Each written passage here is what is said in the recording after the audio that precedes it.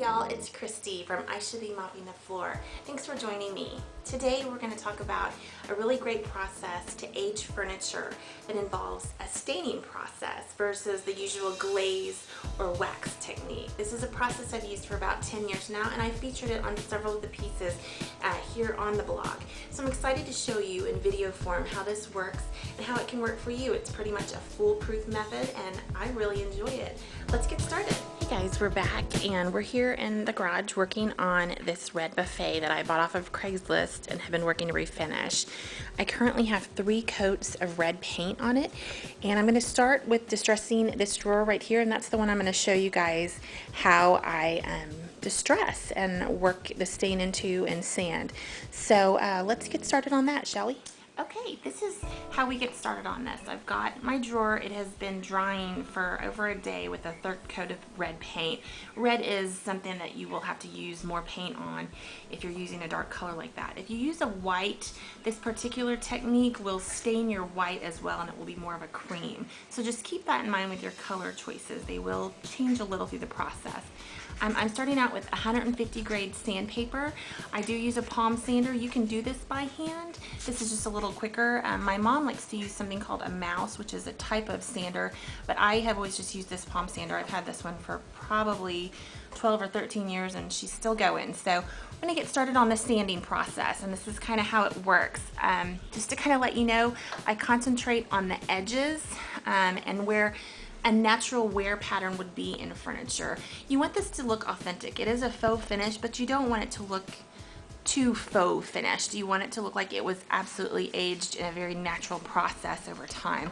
So you're really going to concentrate on your edges, maybe around your hardware where it'll go, corners for sure. This one I'm going to rough up quite a bit. I want it to look pretty ragged, and I had some issues with getting complete coverage with my red. So I am going to use a pretty heavy saturated stain and aging process on this one, just to kind of cover up a multitude of sins from the entire process. So here we go.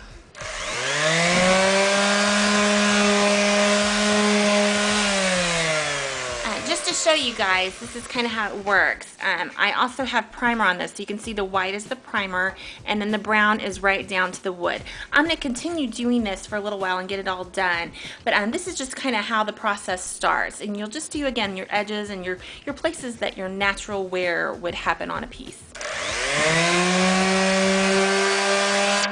Okay, we have gone ahead and sanded this up. As you can tell, I really concentrated on my corners. Did a couple of little age spots where the hardware will go back, and just really kind of gave it a good rough up. One thing I did forget to mention earlier is when you're using your sander, try to use really even pressure, or your paint will kind of ball up, and then you'll have to sand that whole ball of paint off, which is kind of another issue that you can avoid. After you get it all sanded, you're going to want to use a tack cloth and wipe all of the sawdust off. It doesn't take long, just kind of give it a good wipe down and then we'll be ready. Okay, we have finished wiping all the sawdust off with tack cloth. Now we're going to start the part that makes it look aged. I like to use a stain. This is my favorite color. It's from Minwax. It's dark walnut. I really like it. It's a nice dark stain. I personally like to use a sponge brush on this part of staining.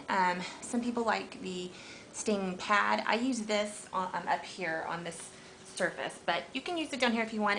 It will get your hands dirty, or you can wear gloves as well. Basically, you're also going to need a whole lot of paper towels. Just kind of make peace with the fact that you're going to use quite a few, and just be okay with it. We start out by taking some of the stain, just kind of dip it in here.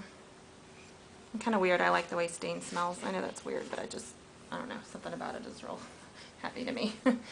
And I go ahead and I just brush it on, kind of moderately thick, I suppose.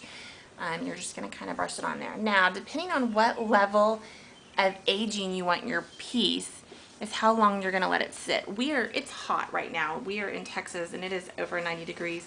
So I'm not going to let this sit, but just about 30 or even less than that, as long as I'm talking to you. After you've gone ahead and brushed it on, and I would work in sections about this large. After you've let it sit for a little while, go ahead and just wipe it right off. You can see what's happening here. The stain is sitting in the areas that were sanded. You can see this has not been stained. This has been stained. It's just kind of what it does. It's also changing the color of the red a little bit. It's deepening it. It's making it kind of dirty. We want that. That's the look I'm kind of going for. It's just kind of a nice look. You can kind of see what it's done. Now, if I'd let it sit a little longer, it would go even deeper. But this is the process. This is how we do it. You would finish your entire piece just like I've showed you here. And then after it's dried for a few hours or even overnight, I would go ahead and seal it off with a polyurethane. I like to use a satin finish on mine, but just give it a good seal to kind of protect that stain, because stained wood is actually just raw wood and it can still have things happen to it, and you just want to seal it off to protect it. But this is the process. This is how it looks. You can kind of see over here I've got the drawer that's not been stained yet, brand new looking, and then over here this is the H piece and what it will look like all when it's finished. So I hope you guys have enjoyed this process. It's an easy one. The stain does take a little while to dry. Just make sure it's dry and not tacky before you put that sealer on. Just a few hours should do it. And then your piece is good to go. So thanks for joining me today, and I hope you use this process. And if you do, let me know. Send me a picture. I'd love to see what kind of piece that you aged up and made dirty and weathered and fun. So thanks so much, guys.